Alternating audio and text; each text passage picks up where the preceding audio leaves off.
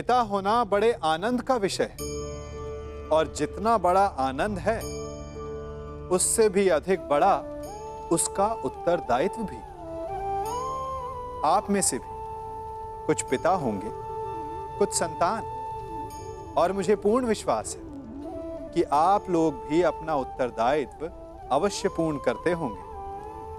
हर पिता अपनी संतान के सुख के लिए, उसके उज्जवल भविष्य के लिए रात दिन परिश्रम करता है, धन इकट्ठा करता है, सुविधाएं एकत्रित करता है। आप भी करते होंगे।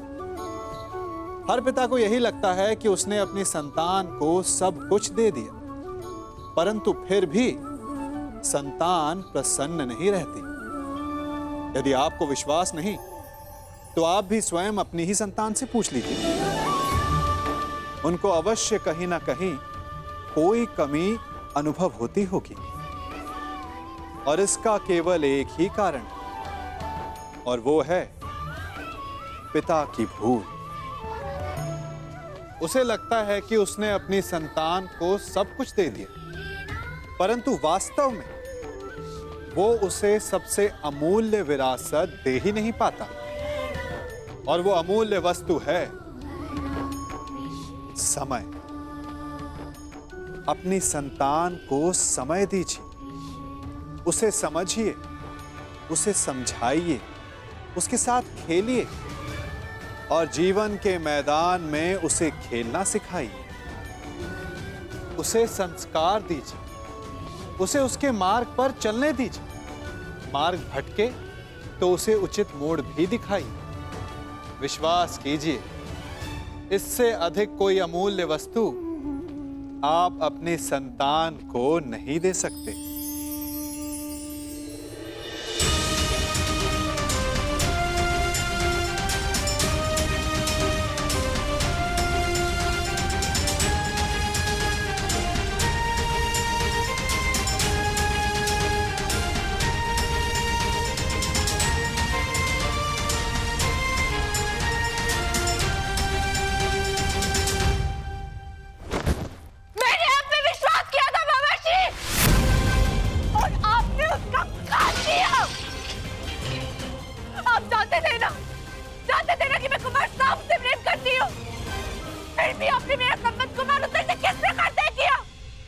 धैर्य, निश्चित रूप से ये गुण तुम्हें अपने पिता से मिला है लक्ष्मणा।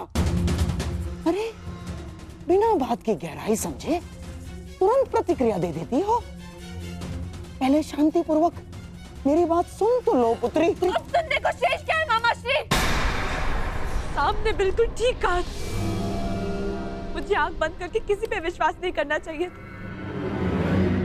और आप पर विश्वास करके मैंने बहुत बड़ी भूल की है। इससे शेष तो ये होता कि मैं स्वयं जाके पिताजी से बात कर। आपने मेरे जीवन में दुख के बीज बो दिए मामा जी।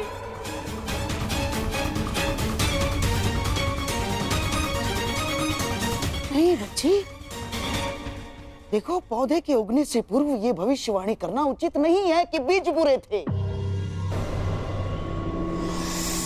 यदि तुम्हारे पिता की ही ये इच्छा थी तो मैं उसकी इच्छा के विरुद्ध कैसे जाता? क्या पिताजी ने आपको ऐसा करने को कहा? हाँ, यही तो मैं कब से समझाने का प्रयास कर रहा हूँ, परंतु तुम हो कि सुनते ही नहीं हो।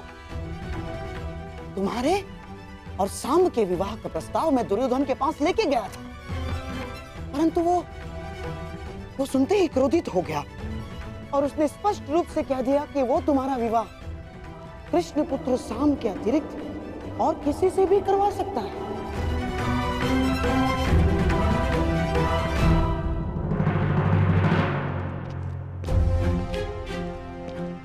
सेवक, ठीक है, तुम्हारी लक्ष्मणा कहाँ है? जी उस और अंतिम कक्ष में। ठीक है। परंतु आपने उन्हें बताया नहीं कि मैं सांब से प्रेम करती हूँ। मैंने बताया उसको। मैंने तुम्हारी सहायता का वचन जो लिया है, और दुर्योधन से अधिक मैं तुमसे प्रेम करता हूँ लक्ष्मणा, और तुम्हारे कल्याण का उत्तरदायित्व कैसे भूल सकता हूँ मैं ना? तो फिर उन्होंने क्या कहा? कहा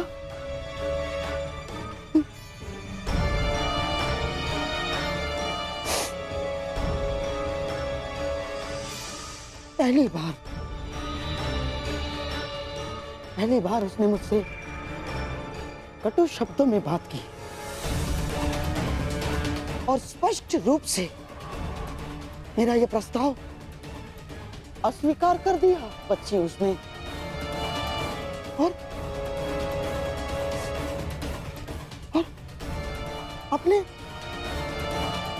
अपने मामा के नाश की चेतावनी दे डाली उसने। और बच्ची उसने मुझे आदेश दिया कि मैं कुमार उत्तर से तुम्हारे विवाह के विषय में विराट राज से चर्चा करूं। और तुम तो जानती हो बच्ची कि तुम्हारे पिता को जब क्रोध आता है तो वो अपने पिता की भी नहीं सुनता। और मैं तो ठहरा मामा।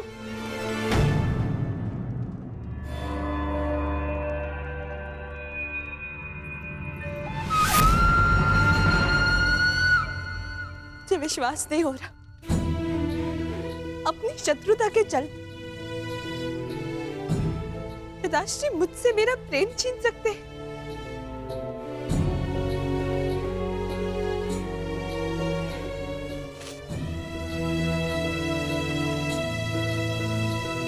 ठीक है,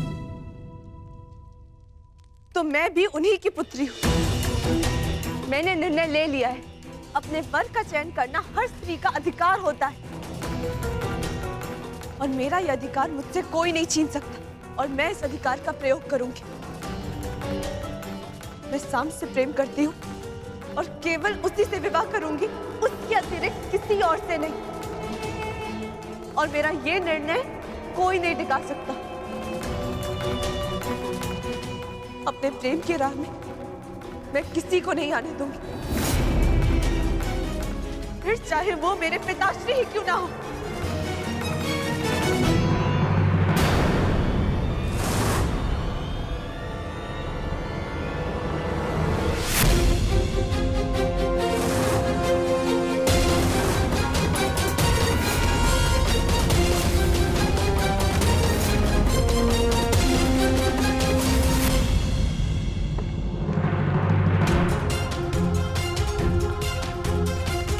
नहीं, मैं लक्ष्मणा का विवाह उत्तर से नहीं होने दूंगा। मुझे कुछ करना होगा। साम,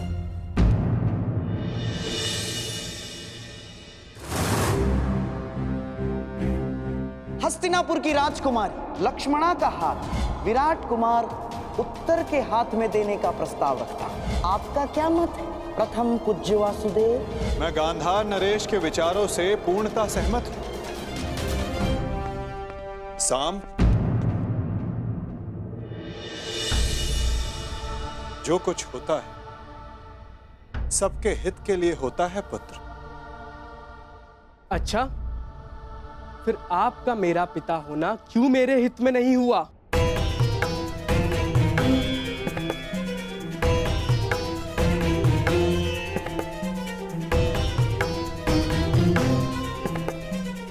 आपने वहां लक्ष्मणा का विवाह उत्तर से होना निश्चित किया।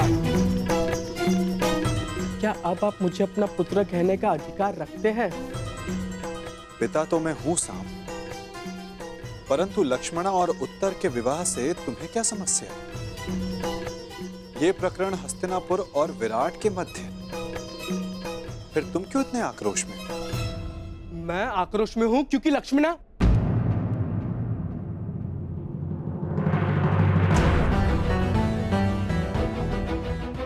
सारा संसार कहता है कि आप सबके मन की बात जानते हैं, तो फिर आप ये नहीं जानते कि मैं आक्रोश में क्यों हूं? इसका अर्थ ये है कि या तो सारा संसार झूठा है या फिर आप इस समय दिखावा कर रहे हैं। आपकी धोरी नीति मैं कभी समझ ही नहीं पाया, या फिर ये कहूं मैं कभी समझना चाहता ही नहीं हूं, क्योंकि आप केवल चाहते हैं कि सब आपके समक्ष झुके। लेकिन मैं उनमें से नहीं हूं। आपको मेरे साथ ये छल नहीं करना चाहिए था, और मैं आपका ये प्रहार जीवन भर नहीं भूलूंगा।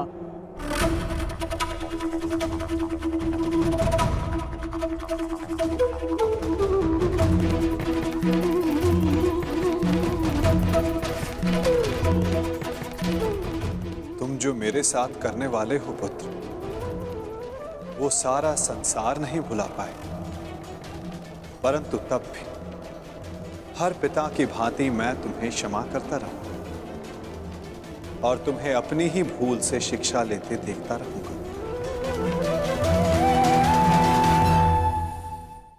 पिताश्री, वो मुझे आपसे कहना है कि मैं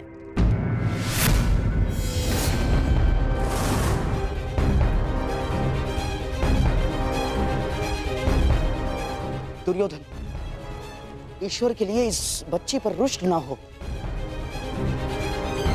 अरे ये तो अबोध। शांत रहिए आप।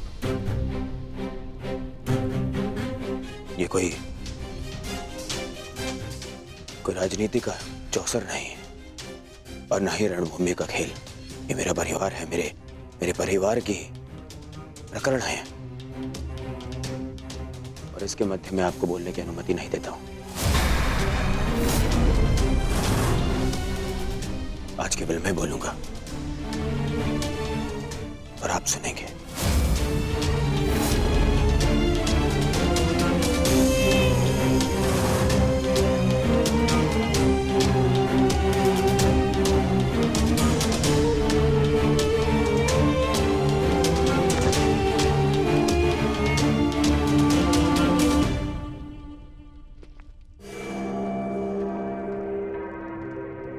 सब कहते हैं, पूरा संसार कहता है कि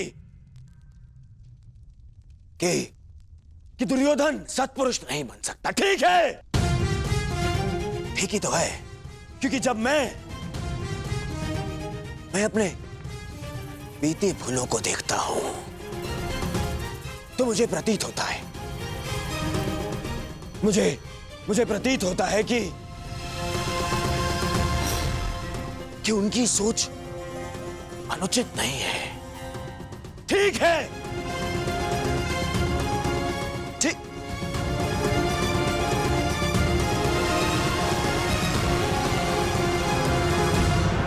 परंतु जब मैं तुम्हें देखता हूं तो मुझे मेरा भविष्य दिखता है। ऐसा प्रतीत होता है कि मैं मेरे भविष्य को सुधार सकता हूं, उसे सुंदर बना सकता हूं। मुझे अनुभव होता है कि अपने बीती भूलों को, उन पापों को धोने का यदि कोई मार्ग है तो वो केवल तुम्हारे जीवन में आनंद का मार्ग देने से है।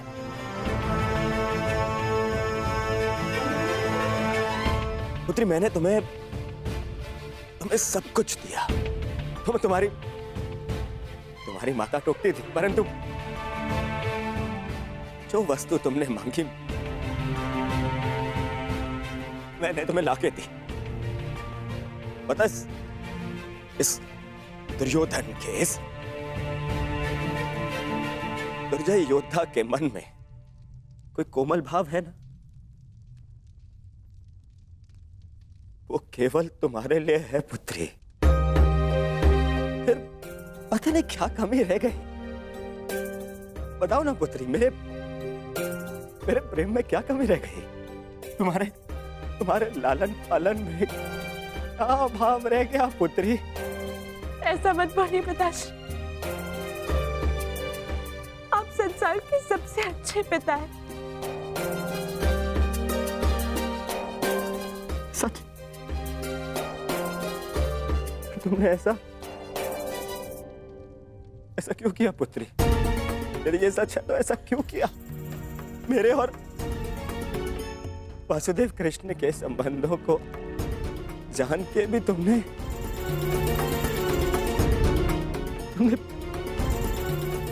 ये निर्णय लिया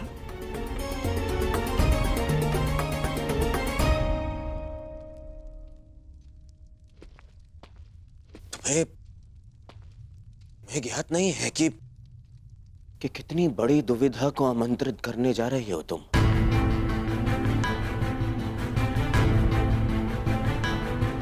मैं शाम के साथ में तुम्हारा आकर्षण समझ सकता हूं पुत्री, परंतु तुम देख नहीं पा रही हो कि मेरे और वासुदेव कृष्ण के कटु संबंधों का प्रभाव तुम्हारे भावी संबंधों पर किस तरह से पड़ सकता है।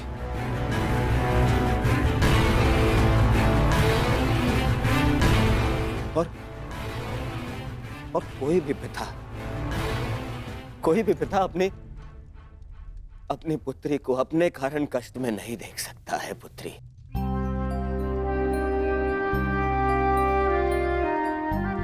मैं भी नहीं।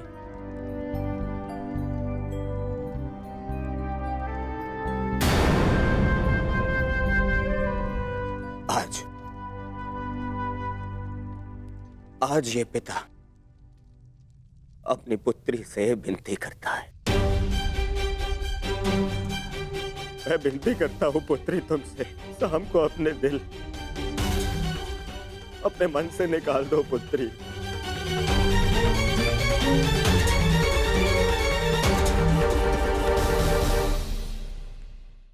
शाम को अपने दिल अपने मन से निकाल दो पुत्री।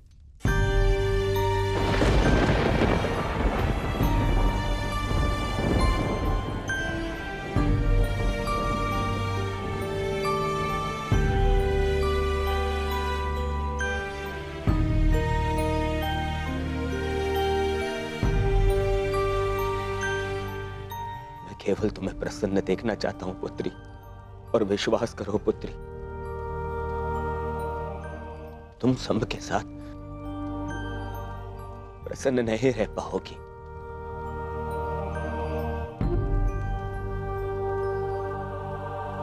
तुम्हारे साथ केवल तुम्हारा भविष्य नहीं, हस्तिनापुर का भी मान और सम्मान जुड़ा है।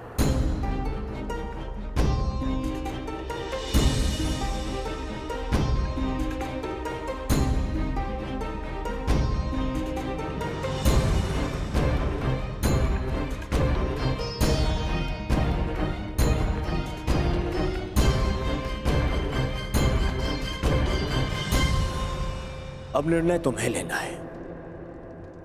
क्या चाहिए तुम्हें? अपने पिता का सम्मान या फिर अपना स्वप्न?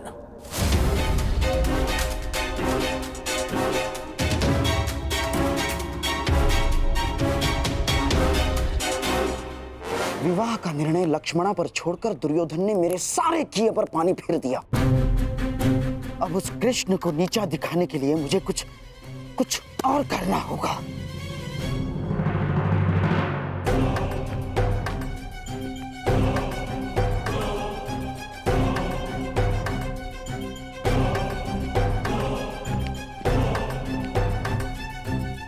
कुमार साम,